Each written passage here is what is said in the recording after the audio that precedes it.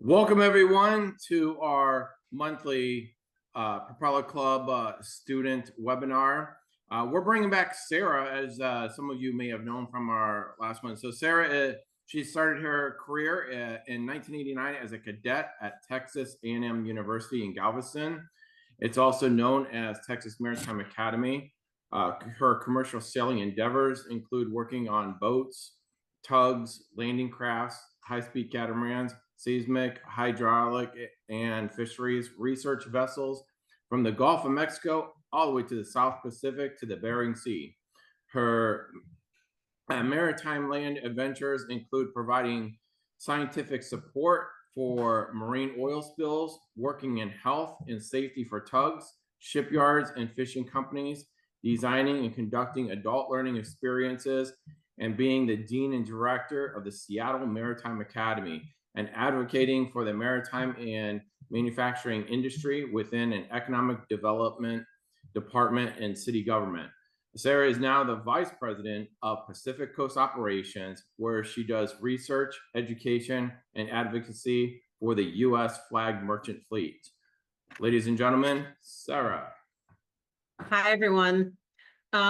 So I'm so glad that you're here to participate in the secrets of successful networking.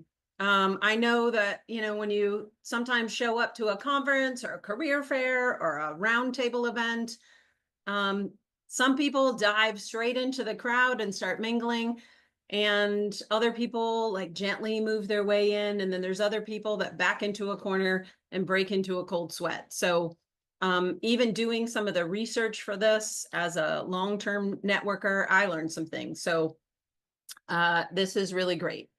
Networking can be terrifying, but this may be because maybe you're more introspected or introverted, or just a little less confident or shy, hindered by maybe a bad experience. But whatever the cause of the fear of networking, it can be hard to overcome. So once established, once you've gotten that little fear. But the good news is none of us are born with these skills. You may have a natural talent for networking, and some people actually enjoy it, but it isn't necessarily an innate ability. There's skills that you can learn, and you don't have to be a smooth operator or an extrovert go-getter to be successful. So let's start out by what is networking. Networking is about developing and nurturing meaningful relationships with other like-minded professionals. It can help you build mutual support and relationships with other like-minded folks. It's a great way to share your knowledge, your ideas, your expertise, and build a professional profile. So networking even has the ability to impact the bottom line for companies. Let me move this out of the way. I want to see something. Networking, there's a study of lawyers at a large national American firm revealed that successful networkers had more billable hours than those who found such activities tasteful and avoided engaging as results. So it really does work. It really helps. So we're going to do some skills for you. So just a little bit more about me. I am the current president of the Tacoma Propeller Club and the former president of the Seattle Propeller Club. Both the Tacoma and Seattle Propeller Clubs are some of the oldest and largest propeller clubs in the country. And we describe our propeller clubs as the Maritime Chamber of Commerce, who do networking and education events for our members as well as the public. So following some of these suggestions as we go through, these were taken from multiple articles from a website called Mind Tools. And hopefully they'll help you with your approach to networking and get you off to a great start. If you're an experienced networker, it'll build on some of your skills. So we're going to go over 6 different things. We're going to do some top tips for successful networking, and it's going to have a couple of exercises for you. Skills for introverts that are networking, the 7 deadly sins of networking online, how to overcome networking nerves. We'll do a quick recap. We were going to do an exercise, but we can't break out into rooms. So we'll just kind of have to give you that exercise on your own. One of the things I wanted to ask, and I don't know if you can do this, but if you can raise your hand using the Zoom tools, do we know how many of you are going to the International Propeller Club conference in next week in Tampa? I don't know if we can see that. Oh, I see 1, 2. Great. So these are some skills we're going to be working on there as well, because these conferences and Propeller Club meetings, events are perfect opportunities for you to network so that you can help further your career. All right, so let's get started. So first of all, some of the top tips is when you go into a networking event, have a purpose. Think about what you want to achieve. Do you want to develop your career? Once you start working, do you want to meet new clients or find a collaborator? Do you want to broaden your horizons? Maybe all of the above. Networking can be more productive and enjoyable if you have a clear goal in mind. So you also want to be proactive. If you're currently, receiving requests to meet and connect with other people, simply waiting for those people to connect will only give you better benefits if you're proactive. So setting yourself a stretching but achievable target can be helpful way of making sure that you're proactive. So examples of setting targets would be, well, I'll attend 2 networking events every month, or I'll arrange a catch-up meeting with 5 of my existing contacts to go have coffee or go for a walk or something around those lines. You also want to take a varied approach. There can be online networking, there can be face-to-face networking. You want to try different things and establishing links with old friends or old colleagues, and then also with those face-to-face opportunities. And you want to try, the maritime industry has so many subsectors. You also want to talk to a bunch of people that are in the other sectors. One of the things in my career that happened is I am in sectors, or have been over my career, that I never thought, within the maritime industry, that I never thought I would be in. So it's really great. This industry is big but small. So there are all kinds of opportunities for you to meet people in different places that may be a part of your future. So you also want to join the professional networking sites like LinkedIn, Zing. It adds a lot of value to your networking strategy so that these sites can help you connect with people, do pre-research, connect with former colleagues, keep in touch with the contacts that you made pretty quickly and cost effectively. So you can keep up to date with where people move and what company they're working for. And that can all give you information so that if you meet with them, then you can ask them about their new job, or, what's it like to work at X. So those are super helpful. And then you also want to make sure that you attend relevant events. The networking events you attend should be appropriate to your personal aims and your professional goals. Conduct a little research in advance. If the colleagues and friends have been to an event that you're interested in, ask them for feedback. It's also a good idea to find out who else is attending the event you have in mind and see if it's a good match with your goal. You can ask the organizers for a guest list. Some events, and particularly conferences now, have apps where you can actually look and see who the attendees are. You can also connect with them even before you get there. So then the last one we're going to talk about, we're going to dig a little bit deeper, and you're going to do a little exercise for you, is to perfect your introduction. So what does that mean? So one of the most important ways to ensure you feel confident about speaking to others at a networking event is to prepare a really brief engaging introduction. So this doesn't mean writing some huge script, such as having, it's just about having a comfortable grasp on what you want to say when you first introduce yourself. So it should be fairly brief, convey the key pieces of information that about you in a positive and somewhat interesting way. So some of the things you want to include, of course, is your name. You always want to start with that.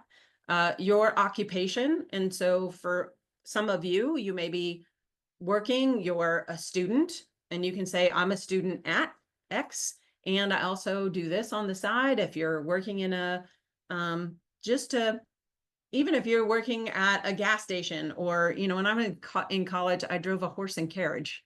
But when you're talking about your skills and your jobs in college or in life, it shows some of the commitment. Talking about the fact that I drove a horse and carriage in college shows that I have customer service experience. So don't poo-poo any of the things that you're doing, because it does show commitment. Your organization or past organizations, if appropriate, who you work with. This may be relevant if the other person knows that person, or they know your boss, or something along those lines. What your organization does. So, or for you as a student, you may talk about, instead of what your organization does, what's your major? What are you interested in? Just make sure that it's brief. And then what brought you to the event? So in essence, you're doing kind of a quick little elevator speech. An elevator speech is a brief, persuasive speech that you use to spark interest in what your organization does or what you do. So you can use this to create interest in a project, an idea, a product, or in yourself. And a good elevator speech is no longer than a short elevator ride, which is 20 to 30 seconds, hence the name. So let's look at that for a second. So my elevator speech for my organization is, my name is Sarah Shearer. I work for an organization called the Transportation Institute. We do research, education, and advocacy for the U.S. flagged merchant fleet. And that includes the Jones Act fleet that goes between 2 U.S. ports, and deep draft U.S. flag ships that take all of our goods foreign. So pretty quick, tells what we do. If people are outside the maritime industry, I have to do a little bit more explanation. But if they're inside the maritime industry, they know what I'm talking about. So quick and dirty. So an elevator speech, again, should be interesting, memorable, and succinct. You want to identify your goal. So you start by thinking about the objective of your pitch. Are you trying to get them to know you? Are you trying to get them to know about a new product that you want to pitch to someone higher up? Or do you want to just simply engage, do a simple engaging speech to explain what you do for a living, or what you want to do for a living? So then the second thing is explain what you do or what you want to do. Start your pitch by describing what you're thinking about, what you're looking for. And, you know, as a student, saying, you know, I'm thinking about going on tugs, or I'm thinking about working at a marine terminal, but I'm really curious about all the different things because I don't know what I don't know. So that could be one of your statements. Focus on the problem that you want to solve, or how you want to help people. If you can, add information or statistics. So you're really wanting to ask yourself the question as you start writing this elevator pitch, what do you want your audience to remember about you?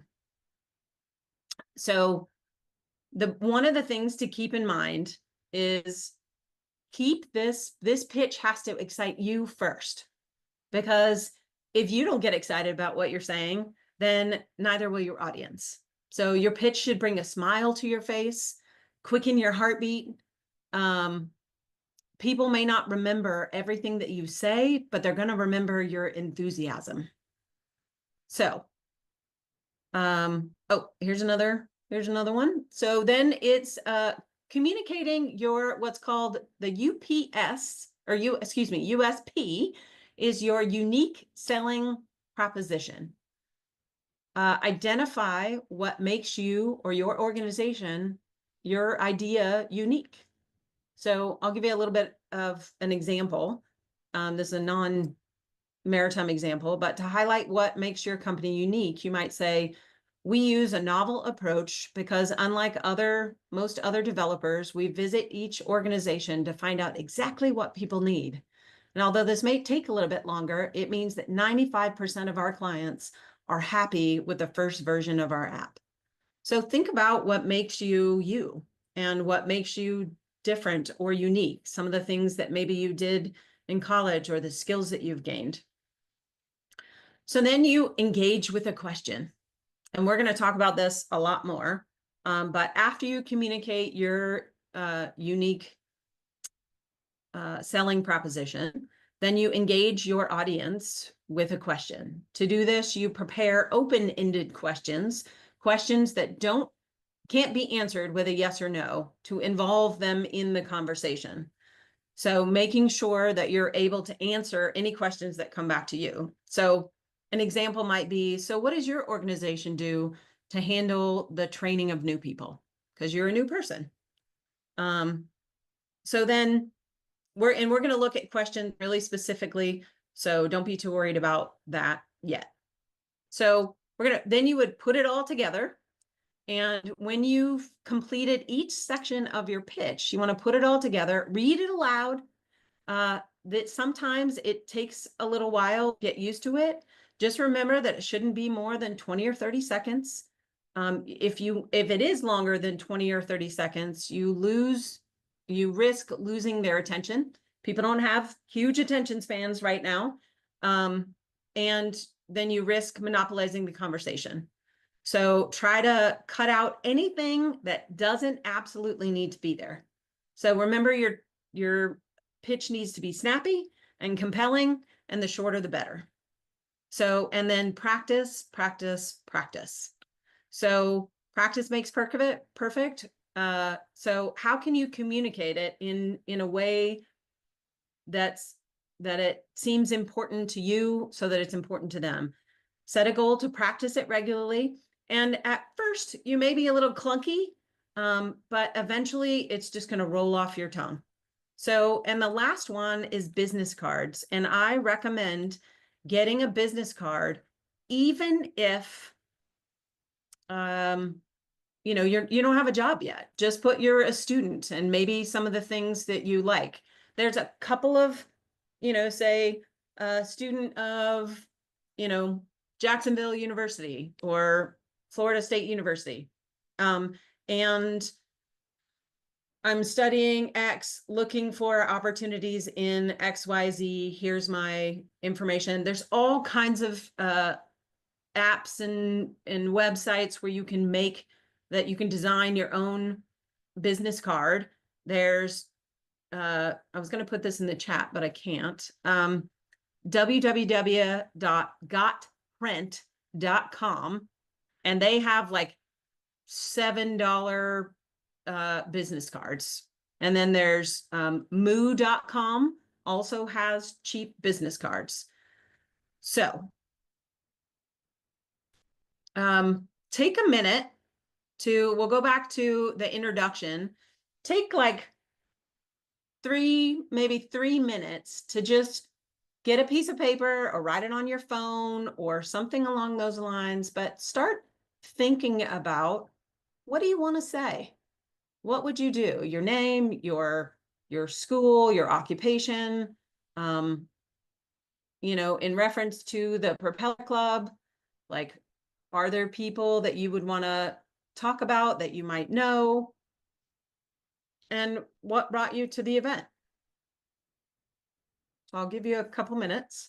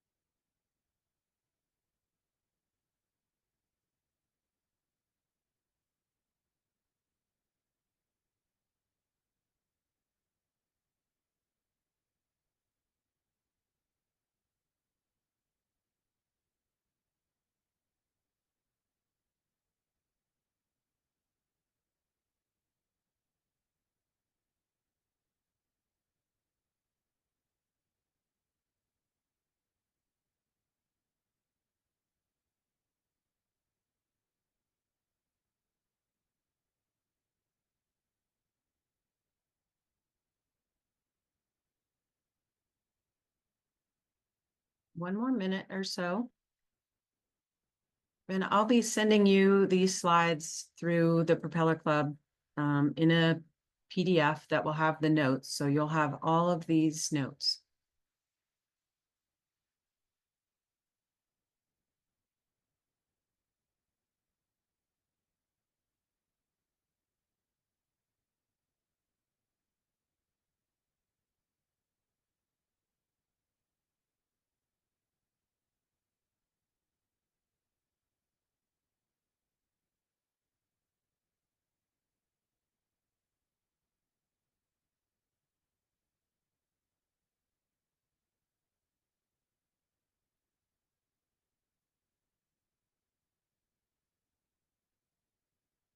All right.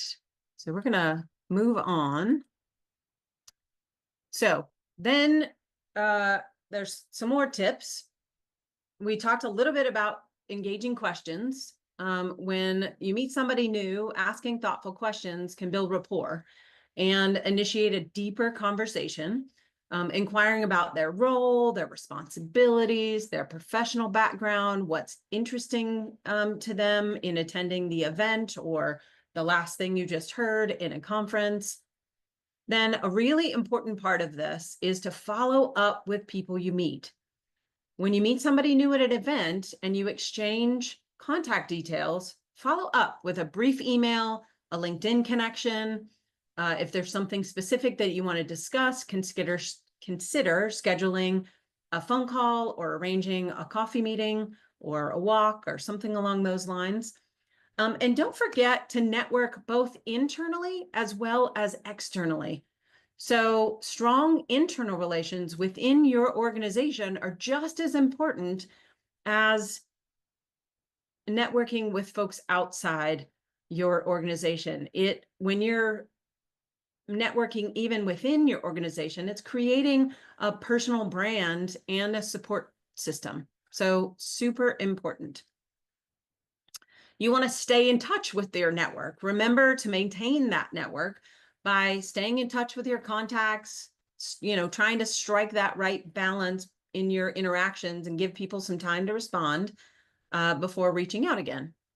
Then something I have found super helpful is helping others, giving something back to the network that you're engaging in. You want to add value to that network, and helping others can be one of those ways. You can offer your expertise, connect people with each other to contribute to your personal network, introduce people, share relevant articles, invite contacts to events. And then also, I think this is good in life, just in general, say thank you. If someone in your network has helped you, it's important to acknowledge and thank them. Send them an email, a note, invite them to coffee can be super effective. And honestly, nobody writes handwritten notes anymore. So that will make you stand out. So a quick little handwritten note saying, thanks for coffee. It was so nice meeting you or it was so nice meeting you at the conference. I look forward to seeing you again. Simple, and that's going to get you remembered. Be trustworthy. When networking, it's important to keep confidential information to yourself unless you've been given permission to share it. So always ask permission before mentioning a contact's name. Make sure to keep your promises to others in your network. So if somebody says, hey, can you give me the contact to XYZ? I always send them a quick text or whatever and say, hey, this person wants your info. Can I share it with you or share it with them? It just gives them that ability to say yes or no. And networking is about quality versus quantity. When you have too many connections, the quality of your networking and its potential may suffer. So engage in those relevant networking opportunities and populate your online network with people that you know and trust. Seeking advice and support is also helpful. If networking makes you anxious and you're not getting enough out of it, ask a friend for advice or to accompany you to an event. If you do bring a friend, agree to spend the evening talking to others, not just to each other. You can kind of glom on to each other and then not meet other people, but it's helpful to kind of have a wing person. share your expertise. If you're a strong networker, consider sharing your expertise with colleagues who may benefit from that expertise. Offer advice or informal coaching if they struggle with networking. You could also facilitate a training session like this for your team if you're really good at it. And you want to learn from your experiences. As you network more actively, it's a good practice to reflect on the lessons. I mean, let's be clear that when I was young and didn't know how to network, and I had some real bombs. But I tried to learn from those experiences and go, oh, that didn't work. And there's no shame in your game. You just, you're young, you never done this before. So just take it all with some grace. And most people are going to be super, super generous.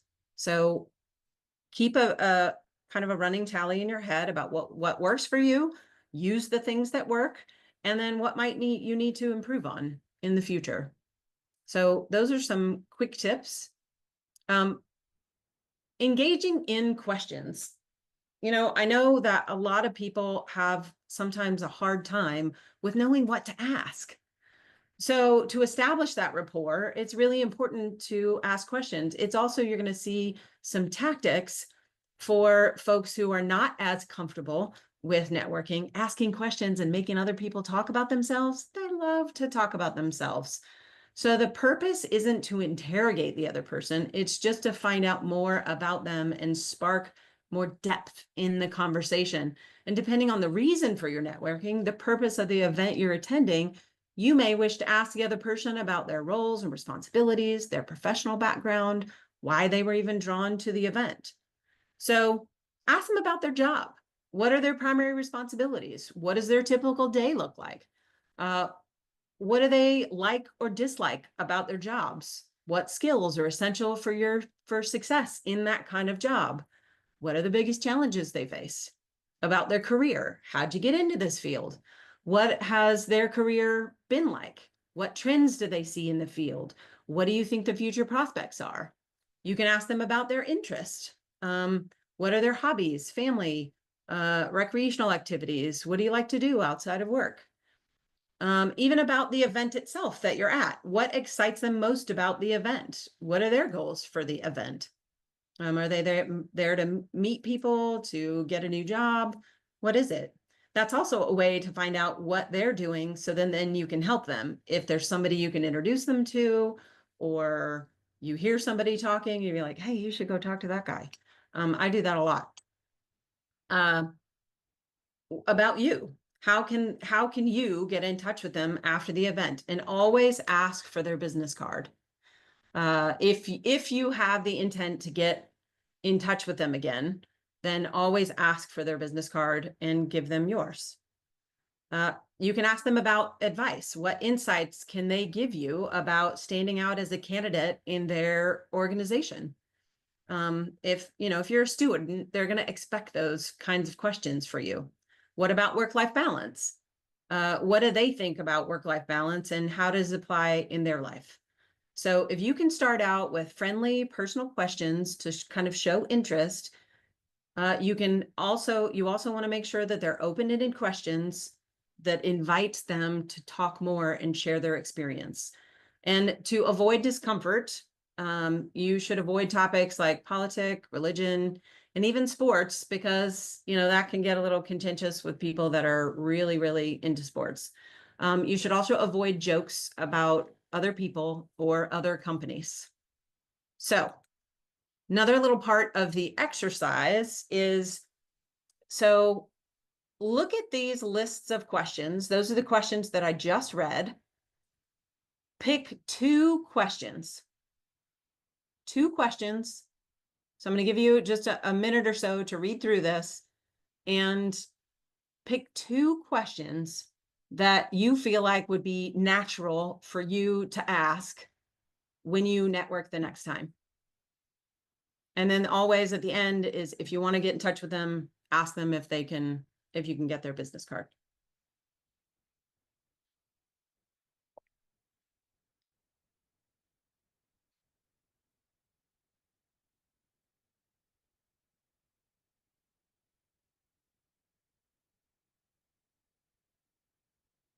what two questions in this list are things that would be natural for you to ask, that you could, just have it as your go-to two questions.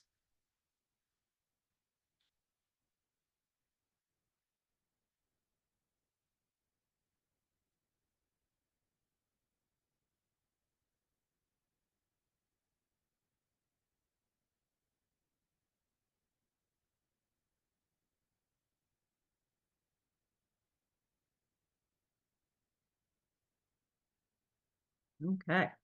So again, I'll be sending these out in a PDF format, so you'll be able to take this in. We already went through those.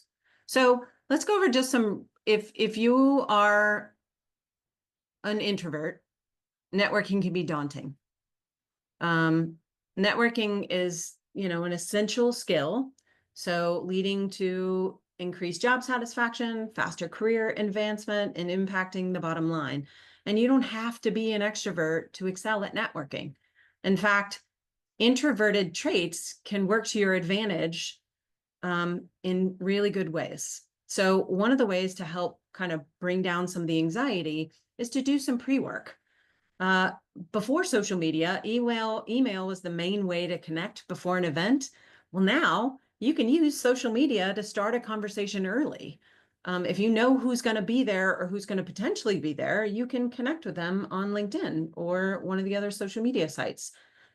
Check the events hashtag to find out the people to meet.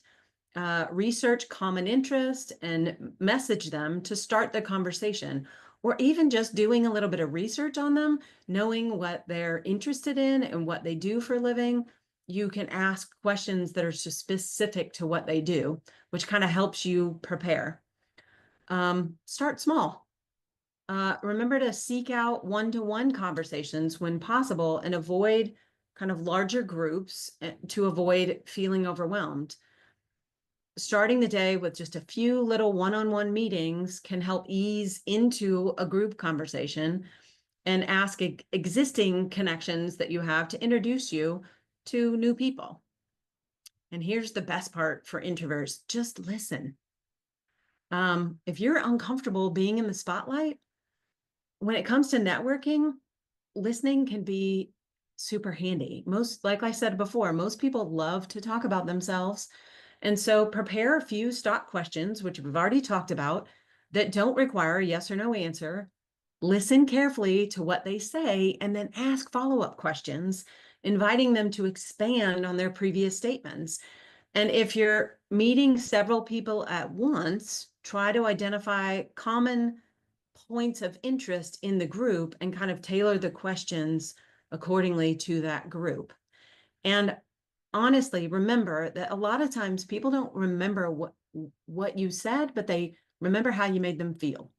So a lot of people who like to talk about themselves, they're going to be like, yeah, that student was awesome. And it's simply because you listened.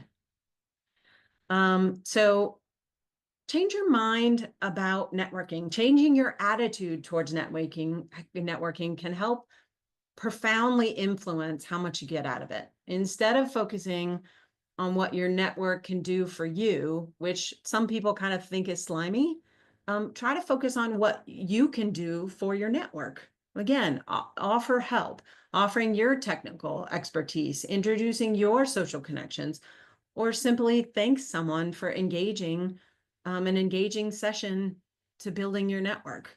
When you hear somebody that talks really well at a conference, you can go up and just say, I just want to thank you for that talk. It was really great. And they'll usually keep talking about it. The other thing is recharge. Introversion is often misunderstood as shyness, and that's not usually what it is. It's more of a feeling of getting drained by social interactions. So introverts draw energy from quiet reflection. So prioritize some time for thinking and reflecting earlier in that day or later in that day, and taking care of your health is more valuable than overloading on social events. So I'm actually an introvert, and so social situations drain my battery. So there are times after conferences that I was like, I'm like, I cannot people anymore. So I have to do that recharging. So it's just helpful to think of it and give yourself some time to set aside that time to think and recharge. So those are some insights for introverts. There's some 7 deadly sins to online marketing. So there is a infographic that I'm going to share with you, but in the interest of time, so we can get some questions, I'm not going to bring it up, but I will send it to you. So the 7 deadly sins of online networking is not to completely flood your network over and over and over again. It's one thing to post daily, but just constantly flooding the system, people get annoyed.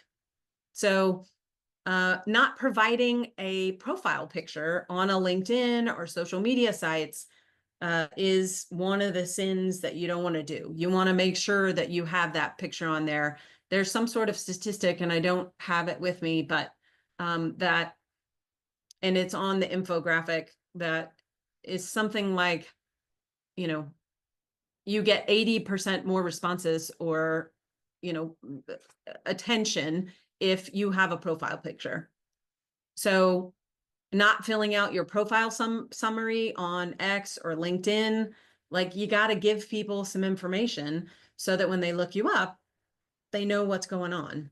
Again, you want to focus on, focusing on quantity and not quality. So giving quality things like an article or sharing something that might be relevant, again, it's part of that helping your network is important.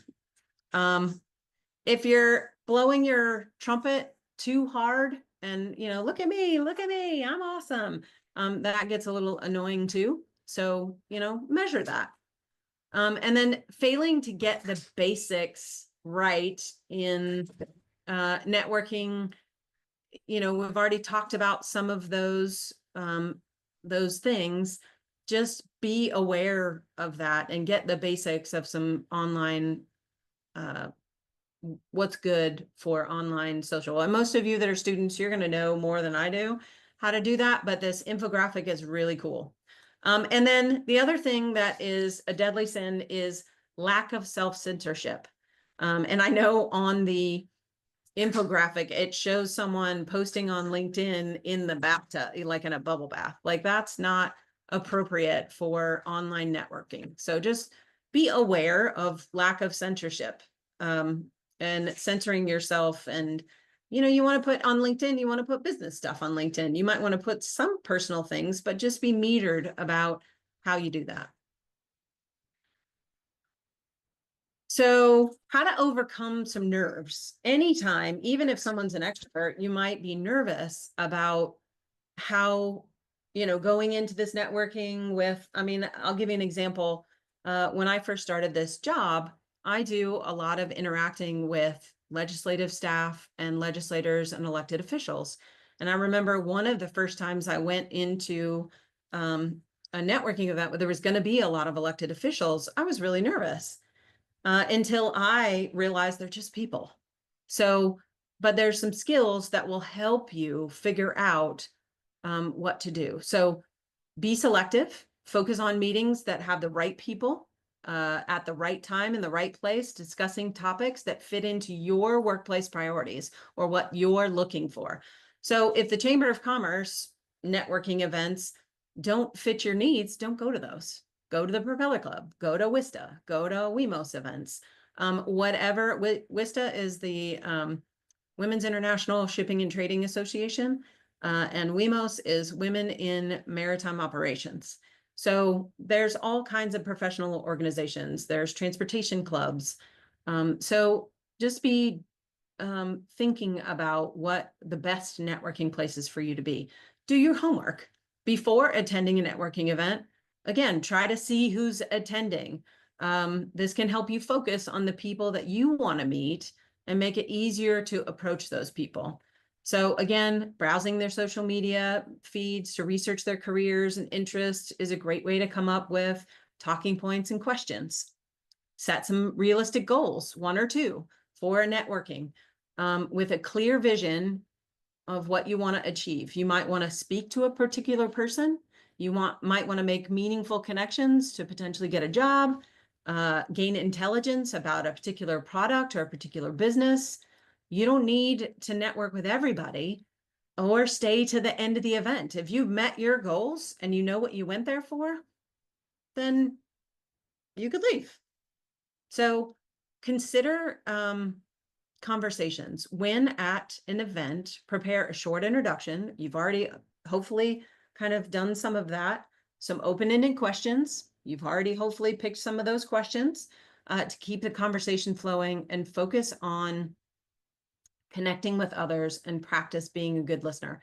So some of these are repeat things that we've talked about, but they're showing up in multiple articles and they're showing the same thing. So take those. One of the other things, oh, it's coming up, sorry. Arrive early at an event allows you to kind of settle in and get comfortable and strike up conversations with less pressured pace. One of the other things that I heard, and I don't know where I heard this, is one of the best places to be in networking. People tend to kind of stand by the front door, and people come in and they're getting the lay of the land in the room, and they're, they want a drink, because there's also something about body language. It can help you be less nervous with networking if you're holding something in your hand. It could be coffee, it could be tea, it could be water, it could be a drink. Whatever that might be, your bag from the conference. So, but one of the best places to stand is off to the side of the bar, because people come in, they go to the bar, they get something to drink, have in their hand, and then they step away from the bar. They take a look around the room to see who they want to talk to. That's a good time to approach someone, because they've gotten the room, they've taken their coat off, they've gotten comfortable, and now you can move in and they're ready to talk. Because if you get somebody right when they first walk in the door, they're like, oh, well, I just see somebody. It's awkward. The other thing you can do is take a buddy. We kind of talked about that early, having a wing person to help break the ice, make introductions, boost your confidence, but just make sure you don't stay with that person the whole time. Then send the right signals. Remember that your open body posture, no crossed arms, maintain eye contact, stand close to groups you want to join, look relaxed and warm and alert. Remember to smile. Holding a cup of coffee or a program can keep your hands still. Put away your smartphone, because you want to avoid those distractions. Unless you have an app that you have your business card on your phone, which you can do that too, and people can scan it. Sometimes that works better with other young people. It doesn't work as well with older people. Sometimes you still got to hand them a business card. So you got to think about the generations. Look at people with kind of open, approachable body language. So shoulders down, arms, kind of at your sides. You can have your hands together. But just be aware, if your shoulders are way up here and you're nervous, it's going to change your voice. It's going to make you look funny. So shoulders back and down. Be realistic.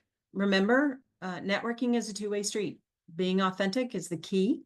It's okay to admit feeling intimidated, and it can lead to a stronger connection. Every networking event offers opportunities to learn and grow.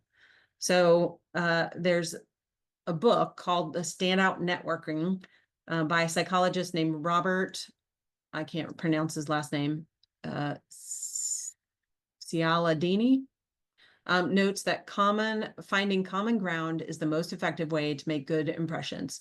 Shared interests provide an authentic foundation for productive conversations. The other thing about body language in this, it's the same thing about the where to stand. Again, I think I heard it on a podcast, but if you look at people's feet when they're talking to you, just, kind of casually look down. If their feet are pointed directly at you, they're still engaged in the conversation. If one or both feet are turned away from you or even slightly away from you, they're potentially ready to end the conversation and move on. So I thought that was a really cool little kind of neurological trick. So And it works for you too. So be aware of where your feet are. Because if you're nervous, you might turn away. Anyway, so take a decompression break is another tool. Networking can be draining for some people. Take a break and recharge. Go to the bathroom. Find a peaceful spot for a breather. Freshen up. Grab a coffee. Take a short walk. And then knowing when to call time. Knowing when it's time to move on is a key skill in any networking. Watch the clock. Trust your gut. Pay attention to other people's body language, like the feet. Or if they're looking around, they might not be as engaged. Aim for short, memorable conversations. And when it naturally ends, exchange business cards and set a time to maybe meet. So, recap. So we talked about the tips for successful networking. Have a purpose, be proactive, reach out to people, have a varied approach to professional networking, online as well as in person. Attend very specific relevant events to you. Perfect your introduction, have an introduction that you're comfortable with. Ask those open-ended questions, no yes or no answers. Follow up with someone. Make sure that and it can be very simple with a LinkedIn connection or an email. And again, following up with a handwritten note, people don't do that anymore, and it'll make you stand out. Don't forget to network internally and externally. Give back to your network, help others, say thank you, be trustworthy, quality over quantity, seek advice and help with networking if you need it, share your expertise if you're good at it, and learn from those experiences. There's no shame in your game. If you make a mistake, own it, learn from it, move on. For introverts, we talked about pre-networking, doing a little bit of studying. Start small, start with one-on-one conversations before you kind of get into larger conversations. Listen, listen, listen. That for everybody, that's a skill that's important. Change your mindset about about networking, that it's not sleazy or whatever. It's just getting to know people and learning from them or giving back to your community. And then take time to recharge. And the 7 deadly sins of online networking: try not to flood your network, not providing profile pictures, not filling out your profile summary, focusing on quantity versus quality, blowing your trumpet a little bit too hard, failing to get the basics right, and lack of censorship all get in the way of good networking. And then to overcome those nerves, we talked about being selective about the events, researching the attendees, set realistic and meaningful goals, think about what you'll say and listen to the responses. Take that introduction and those questions that you already chosen and have them be the same one. Nobody's going to be listening to you if you're talking to somebody else and you ask them the same question. Doesn't matter. Bring a colleague or a friend for support. Mind your body language, an open body posture. Go easy on yourself. Learn from those mistakes and take time out during the events to recharge. So we were going to do a little exercise, but we don't have that ability today with this webinar. So we are pretty much at the end. Again, my name is Sarah Shearer. I work for an organization called the Transportation Institute. My email is on the screen. We do research, education, and advocacy for the U.S. flagged merchant carrier fleet. And this was sponsored by the International Propeller Club, and their info is on the side and their phone number.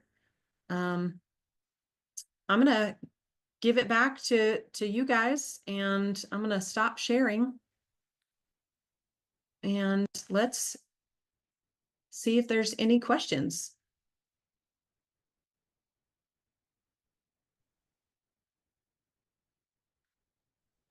I don't see any in the Q&A or the chat.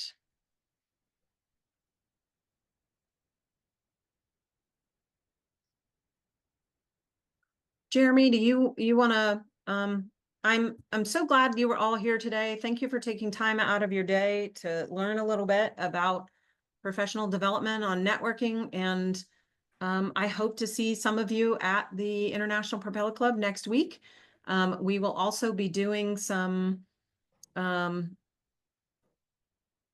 um, some exercises there and some practice so that you can get some practice in before we go into the evening where you're going to have huge opportunities to network.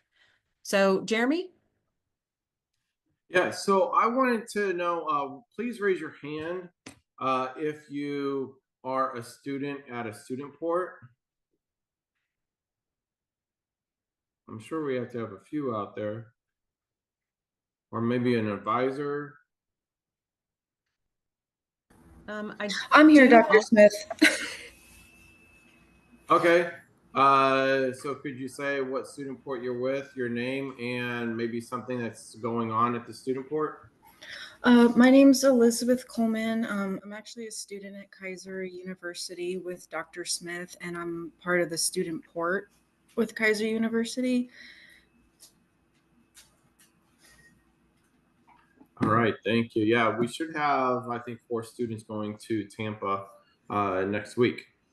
So, all right, any other student ports? Because it's sending out to a lot of student ports. Hopefully, other student ports got there. We did have one question.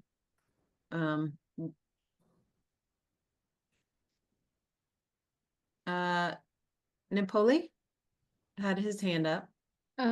Yeah, hi. I am from Cal Maritime, and so we have a student. I'm the advisor, but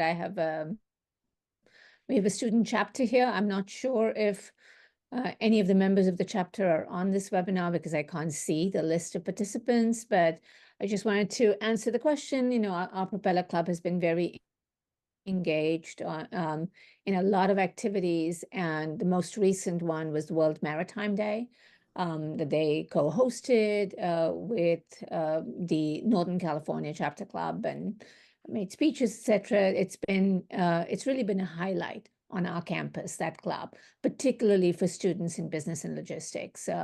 Lots of our students join up and you know, find that it really helps them with networking skills, knowledge of the industry, etc. Yeah, thank you. Thank you so Thank much. And we have 2 students that we're sending to the. That's great. So the question in the chat was how to avoid interrupting while speaking with others. You know, I think interrupting, so if you're walking up to a group, if you're kind of just standing next to them and make eye contact, typically we'll say, hi, come on in, and invite you into the group. And if there's 2 people and you've been waiting on the side for a while, you can just say, you know, may I join you? Or, excuse me, I just wanted to say thank you for that speech, or whatever it might be. If that's what you mean in terms of interrupting and you're trying to get to them.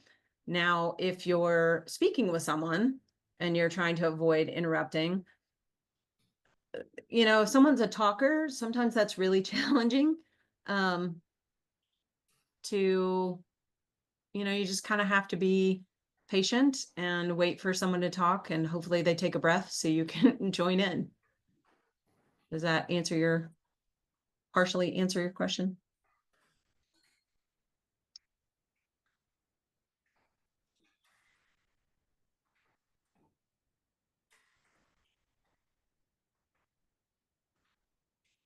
Great. Well, we've got 1 minute. Jeremy, is there anything else you'd like to add that we haven't added? No, I want to thank everyone for coming. I appreciate everyone here. And I look forward to hopefully meeting many students in Tampa. All right. Well, thank you, everyone. We'll see you soon. Happy networking.